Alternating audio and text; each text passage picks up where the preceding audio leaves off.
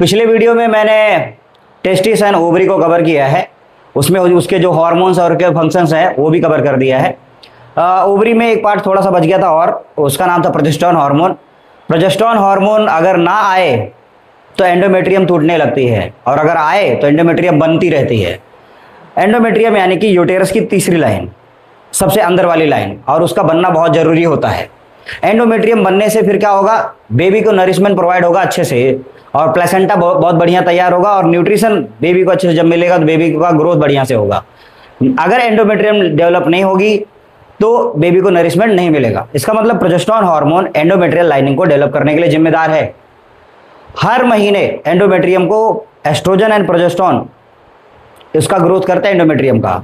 लेकिन जब फर्टिलाइजेशन नहीं होता है, ओवम में क्या बोलते हैं, स्पर्म नहीं आता है, तो फर्टिलाइजेशन ना होने के कारण प्रेगनेंसी भी नहीं होती है। प्रेगनेंसी नहीं होती तो एंडोमेट्रियम में इम्प्लांटेशन भी नहीं होता है, तो एंडोमेट्रियम का फिर कोई यूज नहीं रह जाता है। उस समय पे फिर प्रोजेस्टेरोन का लेवल अचानक फिर गिरेगा। हर मंथ के एंड पे जब ये गिरता है, मेंस्ट्रुअल साइकिल के हर एक मंथ में एंड में जब गिरता है ये, तब एंडोमेट्रियम की लाइनिंग टूटने लगती है, और ये टूट के फिर ये गिरने लगती है, तो फिर ब्लीडिंग होती है। तो प्रोजेस्टेरोन हार्मोन की वजह से एंडोमेट्रियम की लाइनिंग बढ़ती है और उसके ना आने की वजह से ब्लीडिंग होती है। ओके, अगला हमारा टॉपिक रहेगा एड्रिनल ग्लैंड। तो इस बारे में अब इसको हम लोग बहुत बढ़िया से कवर करते हैं एड्रिनल ग्लैंड के। तो एड्रिनल ग्लैंड को कवर करने के लिए सबसे पहले इसका पोजीशन तो आप जानते हो, किडनी के ऊपर रहता है। और किडनी कहाँ रहता है, लीवर के जस्ट नीचे रहता है, और इस साइड में भी स्टमक के थोड़ा सा नीचे, स्प्लीन के नीचे रहेगा यहाँ पर किडनी। किडनी के ऊपर वाले ग्लैंड का नाम, उसका नाम एड्रिनल ग्लैंड।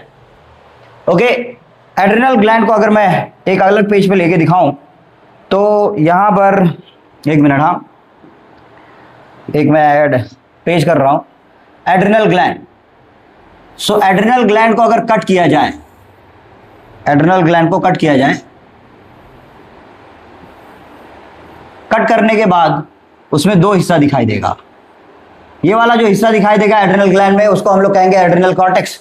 ये जो पूरा टिश्यू है इसको हम लोग कहेंगे एड्रिनल कॉर्टेक्स, एड्रिनल कॉर्टेक्स।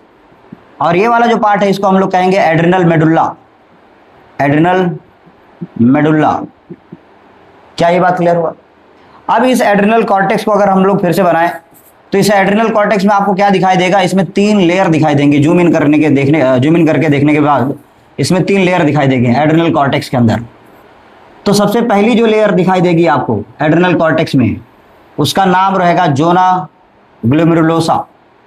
और दूसरा जो नाम रहेगा, जो दूसरा लेयर रहेगा उसका नाम रहेगा जोना फैसिकुलाटा। और तीसरा जो लेयर रहेगा उसका नाम रहेगा जोना रेटिकुलारिस। 3 नाम है। पहले वाले का नाम यहां पर मैं लिखता हूं, पहले वाले का नाम जोना ग्लोमेरुलोसा, और दूसरे वाले का नाम, ओके यहां पे नहीं,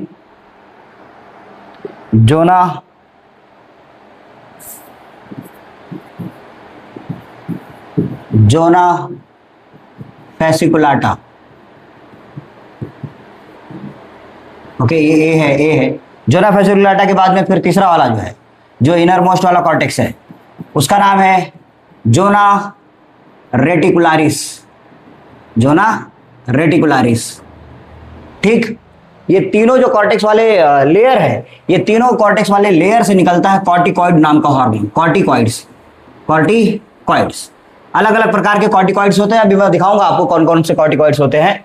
फिर ये वाला जो पार्ट है एड्रिनल मेडुल्ला, इस पार्ट से निकलता है कैटेकोलामाइंस, कैटेकोलामाइंस। अब क्वेश्चन आता है सर ये सब क्या होता है, कैटेकोलामाइंस क्या होता है, कॉर्टिकॉइड्स क्या होता है? तो एक काम करते हैं, इसको हम लोग फिर से और कुछ इसको क्लासीफाई करके मैं लिखना चालू करता हूं, फिर आपको समझ में आएगा। तो एक काम करते हैं, यहां पर मैं लिखता हूं एड्रिनल ग्लैंड। ठीक, एड्रिनल ग्लैंड। एड्रिनल ग्लैंड को जब आप 2 भागों में बांट दोगे, तो 2 भागों में बांटने के बाद में आप इस साइड में क्या लिखोगे, कॉर्टेक्स, कॉर्टेक्स। ओके, मक्खियां परेशान कर दी हैं। कॉर्टेक्स के बाद में यहां पर इधर आप लिखोगे मेडुल्ला। ठीक, कॉर्टेक्स। कॉर्टेक्स में फिर 3 लेयर मैंने बताया, 3 लेयर। जोना, जोना क्या था पहला, ग्लोमेरुलोसा। दूसरा क्या था, जोना फैसिकुलाटा,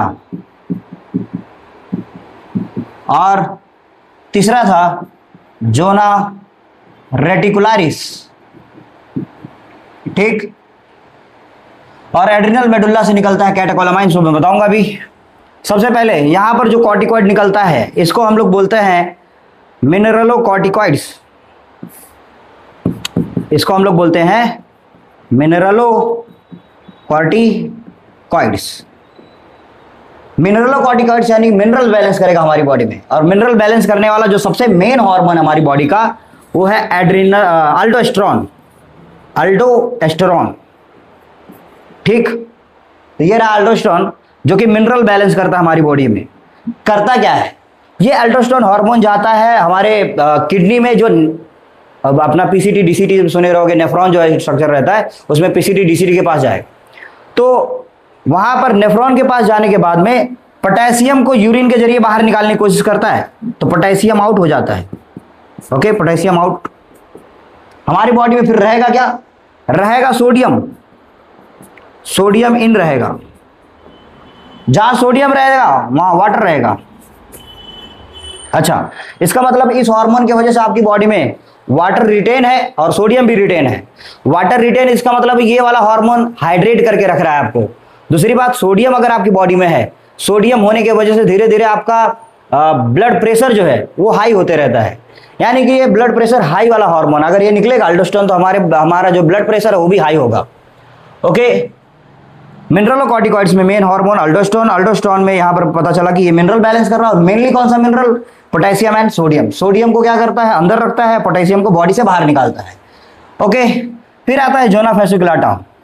जोना फैसिकुलाटा में जो सबसे अगर हम लोग इसमें कोई कॉर्टिकॉइड का नाम बोले तो इसको हम लोग बोलेंगे ग्लूकोकॉर्टिकॉइड्स, ग्लूकोकॉर्टिकॉइड्स, यानी कि ये कार्बोहाइड्रेट और ग्लूकोज को बैलेंस करेगा, इसका नाम है ग्लूकोकॉर्टिकॉइड्स। और सबसे इसमें जो मेन हार्मोन है उसका नाम है कॉर्टिसोल, कॉर्टिसोल।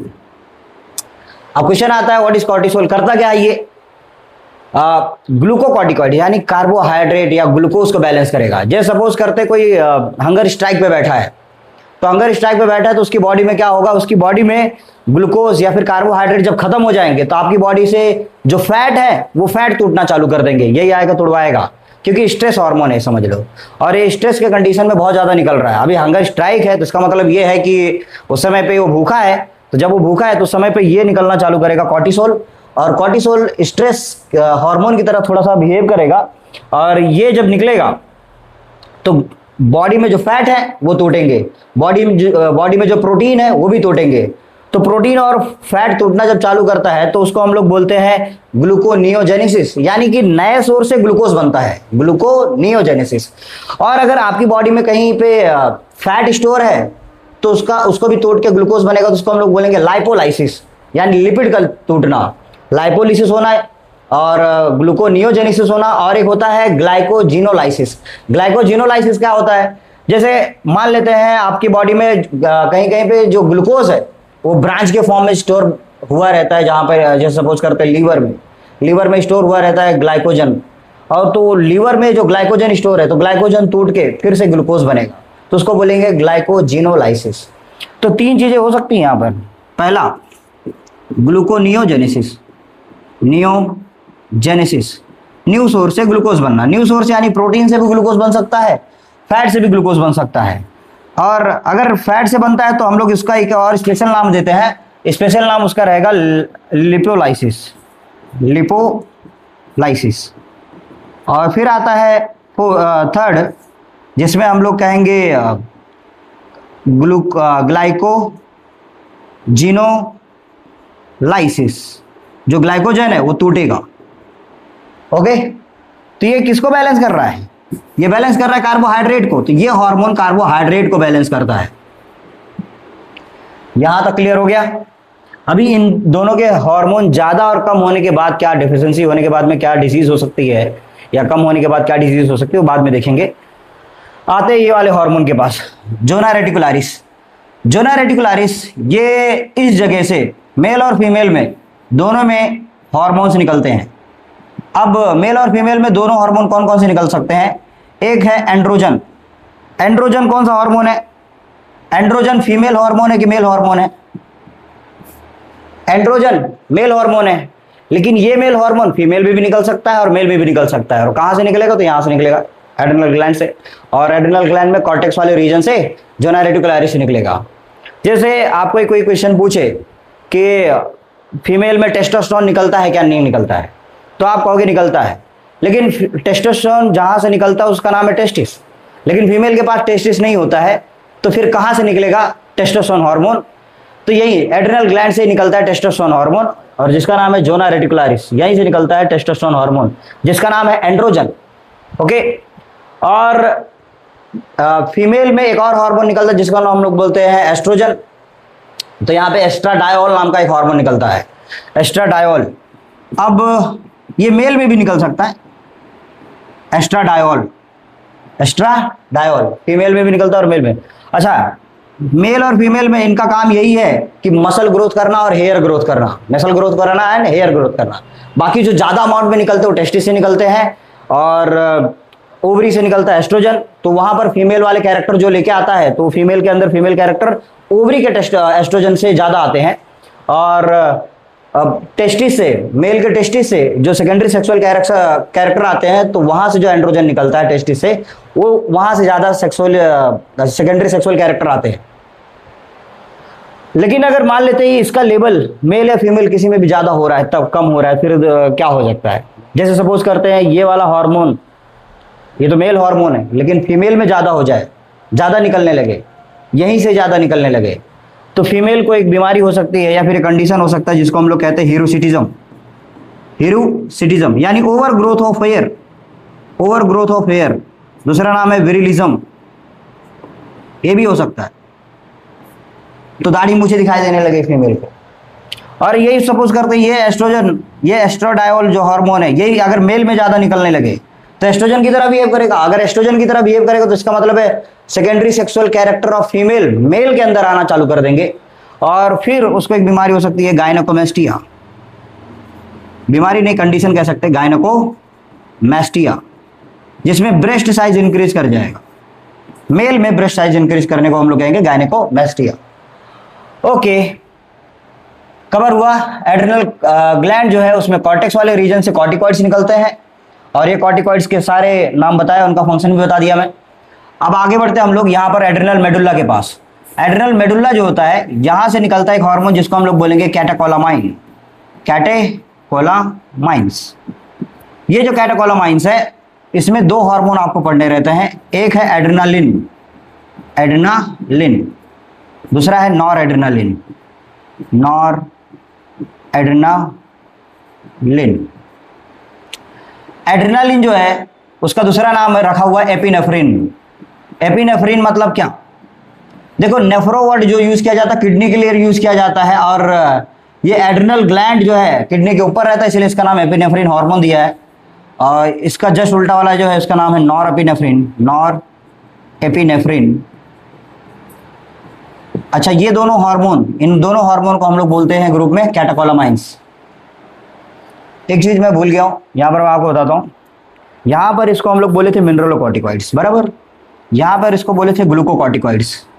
फिर यहां पर सीधा मैंने एंड्रोजन एंड एस्ट्राडायोल लिख दिया। यहां पर इनको हम लोग क्या कहेंगे? तो यहां पर इसको हम लोग बोलते हैं गोनेडोकॉर्टिकॉइड्स, गोनेडोकॉर्टिकॉइड्स। ठीक, वैसे जैसे यहां पर अब इसका ग्रुप ऑफ हार्मोन का नाम क्या हो गया? कैटेकोलामाइंस। और कैटेकोलामाइंस में भी एड्रेनालिन और नॉर एड्रेनालिन, ये दोनों हार्मोन, इनको हम लोग बोलते हैं 3F हार्मोन, 3F हार्मोन। और या फिर इसका नाम पड़ता है इमरजेंसी हार्मोन। अच्छा, 3F से क्या लेना देना? ये जब इमरजेंसी हार्मोन निकलता है तो उस समय पे आपके पास कुछ चांसेस हैं। जैसे अगर आपके सामने शेर आ गया तो वहां से भाग जाओ, फ्लाइट, या फिर उसी शेर से लड़ना है तो लड़ो, फाइट करो।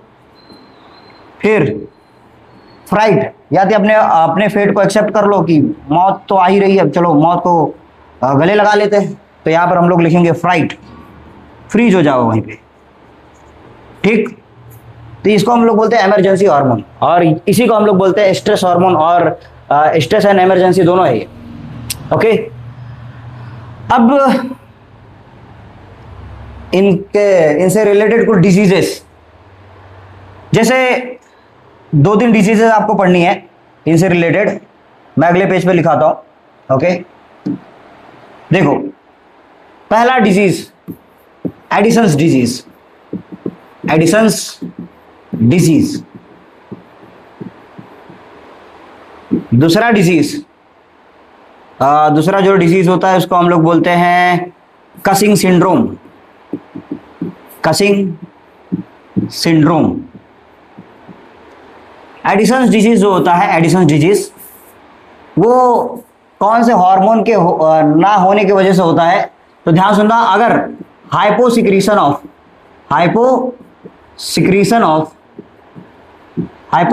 ऑफ मिनरलोकॉर्टिकॉइड्स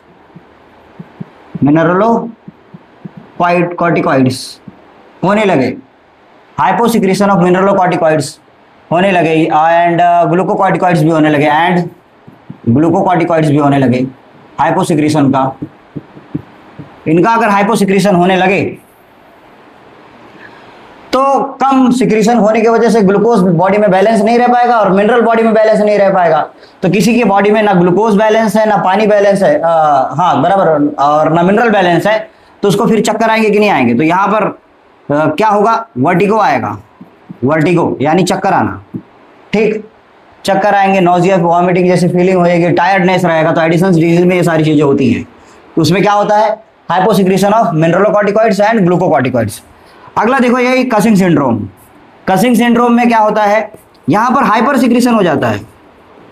हाइपर सिक्रीशन किसका? Hyper secretion, hyper secretion of glucocorticoids, glucocorticoids, इसका हाइपर सिक्रीशन हो जाता है। क्वेश्चन आता है हाइपर सिक्रीशन से इससे क्या लेना देना? तो ग्लूकोज बहुत बढ़िया बैलेंस होगा बॉडी में, बात तो सही है अगर हाइपर सिक्रीशन हो जाए इसे। लेकिन अब देखो क्या है कि इसका दूसरा नाम स्ट्रेस हार्मोन भी है, कॉर्टिसोल का दूसरा नाम स्ट्रेस हार्मोन भी है। अगर ये स्ट्रेस हार्मोन है तो किस प्रकार में स्ट्रेस है? तो ये स्ट्रेस जब हंगर स्ट्राइक कर रहे थे तब काम में आ रहा था, लेकिन मान लेते हैं कोई हंगर स्ट्राइक नहीं कर रहा है फिर भी ये निकल रहा है, तब ये क्या करेगा? आपका जो इम्यून सिस्टम है, इम्यून सिस्टम को सप्रेस कर देगा,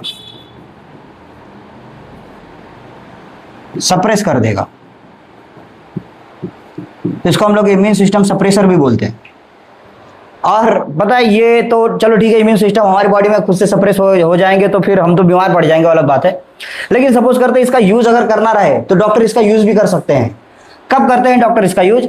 जैसे सपोज करते हैं कि आपको एलर्जी हो गई, तो एलर्जी में क्या होता है? ढेर सारे इन्फ्लेमेटरी रिएक्शंस अचानक चालू हो जाते हैं।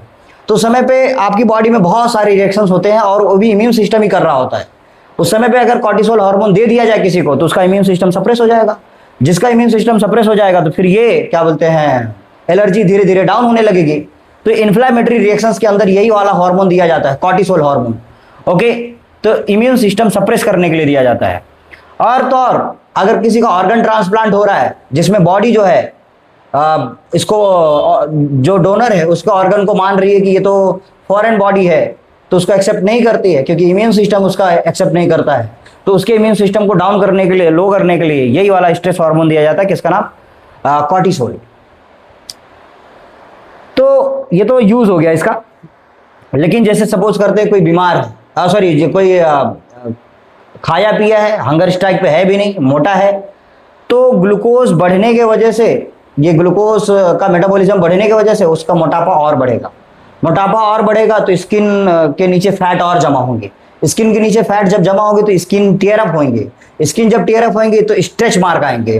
तो यहाँ पर स्टमक में, स्टमक के सॉरी एब्डोमेन के नीचे यहाँ पर स्ट्रेच मार्क आना चालू करते हैं। तो इस हार्मोन की वजह से स्ट्रेच मार्क आते हैं।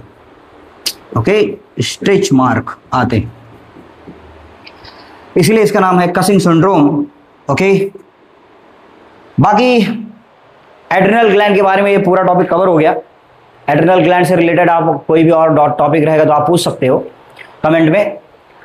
अगले लेक्चर में मैं आपको बताने वाला हूं कि कौन सा ग्लैंड और कवर करूंगा। मतलब हो सकता है चाहे पैनक्रियास कवर करूं, चाहे पिट्यूटरी कवर करूं, चाहे थायराइड कवर करूं।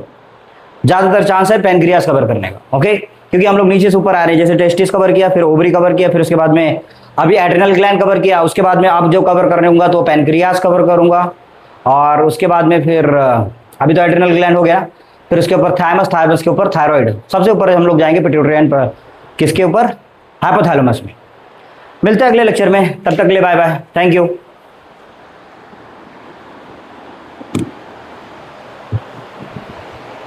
रोक भी नहीं रही हो।